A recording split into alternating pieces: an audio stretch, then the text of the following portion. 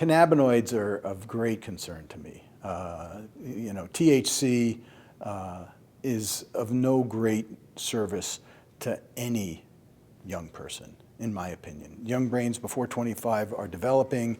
We have data that suggests that even one or a few times a week exposure to marijuana, especially the brand of marijuana that's out there now, which is much higher potency than it used to be. It's up to 60% potency in some preparations, as much as 80% in the distillate preparations that can be sort of synthesized. The toxicities are paramount, especially for young people. So I don't treat THC use casually at all. We have many reports of psychosis in people, especially young people exposed to the current marijuana products. And these are in people who don't have prior existing history of schizophrenia, who develop a psychotic condition, sometimes irreversible, that's very recalcitrant to treatment. So, and I see those, of course, in a treatment center setting. In the earlier stages, people are just getting high, just like people are going out and drinking.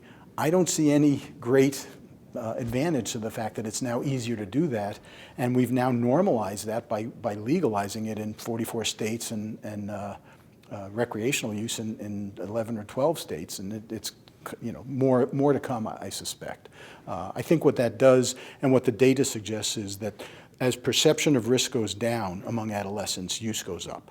And use in adolescence is really a big problem. I think in 5 to 10 years, we're going to really see the consequences of high use of marijuana in adolescence, and we're going to say, what were we thinking?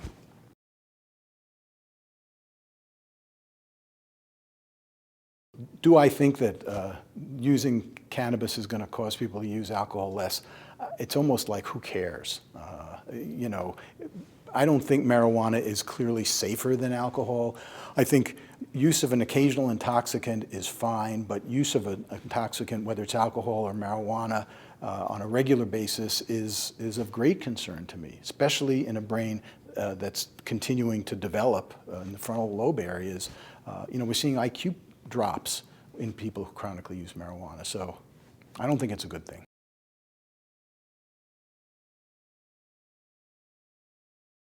CBD is an interesting part of the marijuana plant. CBD is probably going to come into its own, but right now we don't have a good supply of CBD. We have these really imports primarily from hemp pulp factories in China, filled with all sorts of impurities and pesticides.